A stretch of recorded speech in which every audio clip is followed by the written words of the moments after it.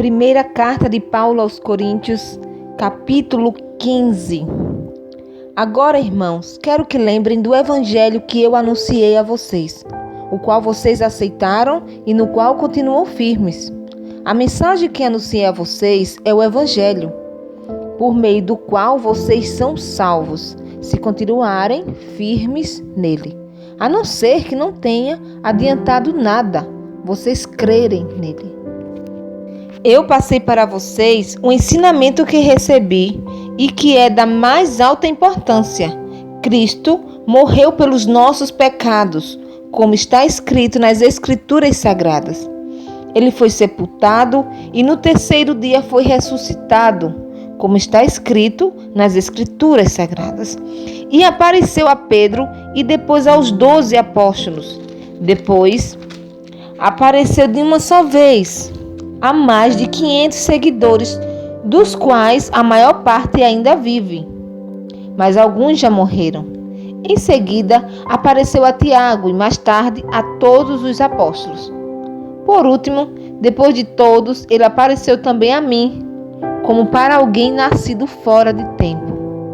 De fato, eu sou o menos importante dos apóstolos e até nem mereço ser chamado de apóstolo, pois persegui a igreja de Deus. Mas pela graça de Deus sou o que sou. E a graça que Ele me deu não ficou sem resultado. Pelo contrário, eu tenho trabalhado muito mais do que todos os outros apóstolos. No entanto, não sou eu quem tem feito isso, e sim a graça de Deus que está comigo. Assim, não importa se a mensagem foi entregue por mim ou se foi entregue por eles. O importante é que foi isso que todos nós anunciamos e foi nisso que vocês creram. Se a nossa mensagem é que Cristo foi ressuscitado, como é que alguns de vocês dizem que os mortos não vão ressuscitar? Se não existe a ressurreição de mortos, então quer dizer que Cristo não foi ressuscitado? E se Cristo não foi ressuscitado, nós não temos nada para anunciar e vocês não têm nada para crer. E mais ainda, nesse caso, estaríamos mentindo contra Deus, porque afirmamos que Ele ressuscitou Cristo.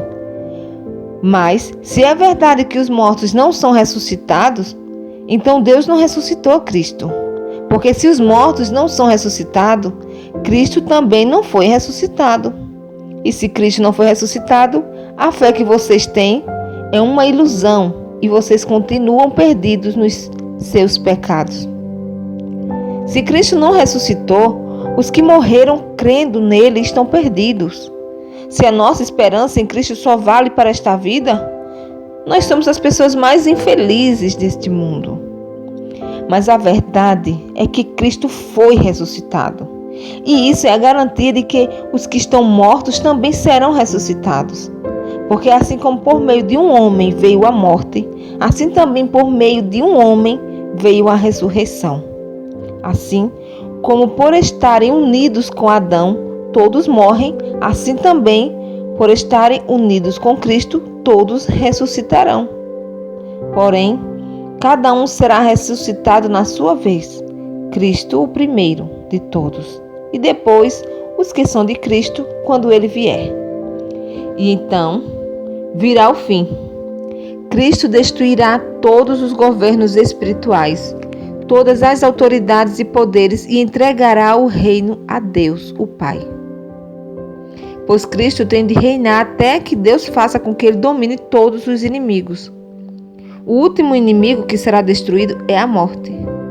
As Escrituras Sagradas dizem: Deus pôs todas as coisas debaixo do domínio dele. É claro que dentro das palavras todas as coisas não está o próprio Deus, que põe tudo debaixo do domínio de Cristo. Mas quando tudo for dominado por Cristo, então o próprio Cristo, que é o Filho, se colocará debaixo do domínio de Deus, que pôs todas as coisas debaixo do domínio dele. Então Deus reinará completamente sobre tudo. Pense agora nas pessoas que são batizadas em favor dos mortos. O que é que elas esperam conseguir? Se os mortos não são ressuscitados, por que é que essas pessoas se batizam em favor deles? E quanto a nós? Por que é que nos colocamos em perigo a toda hora? Irmãos, eu enfrento a morte todos os dias. Se afirmo isso, é pelo orgulho que tenho de vocês, pois estamos todos unidos com Cristo Jesus, o nosso Senhor.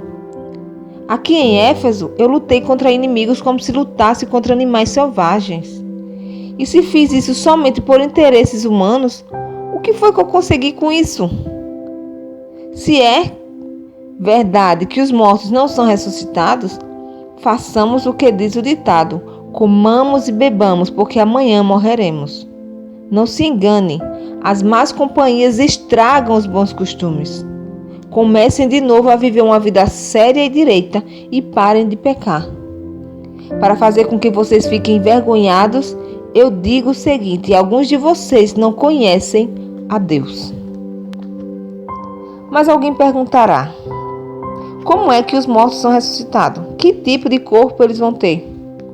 Seu tolo, quando você semeia uma semente na terra, ela só brota se morrer.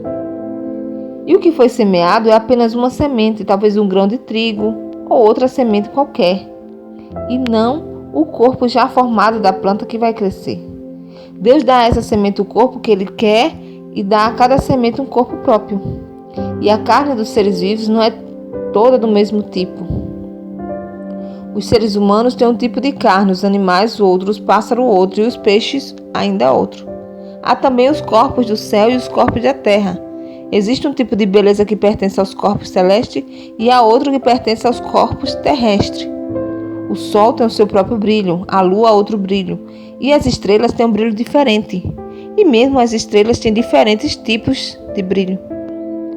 Pois será assim quando os mortos ressuscitarem. Quando o corpo é sepultado, é um corpo mortal, mas quando for ressuscitado, será imortal.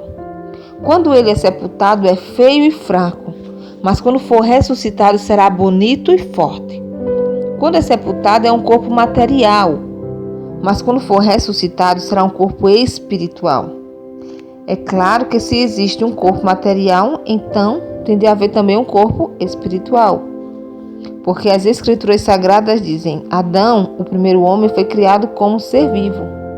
Mas o último Adão, Jesus Cristo, é o Espírito que dá vida. Não é o espiritual que vem primeiro, mas sim o material. Depois é que vem o espiritual. O primeiro homem foi feito do pó da terra, o segundo veio do céu. Os que pertencem à terra são como aquele que foi feito do pó da terra.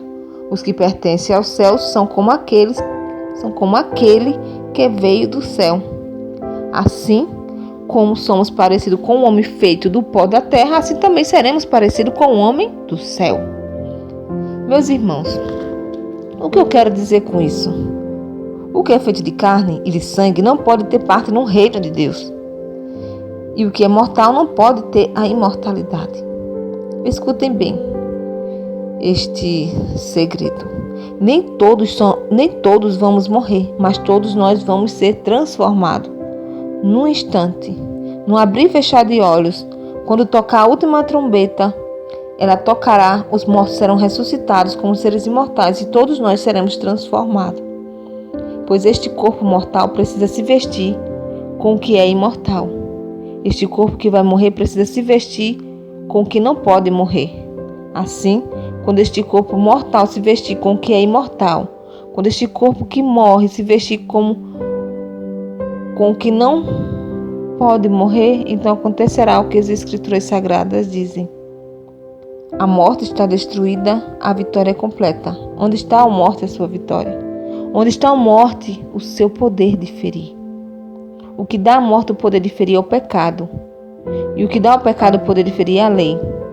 Mas agradecemos a Deus que nos dá a vitória por meio do nosso Senhor Jesus Cristo. Portanto, queridos irmãos, continuem fortes e firmes. Continuem ocupados no trabalho do Senhor, pois vocês sabem que todo o seu esforço nesse trabalho sempre traz proveito.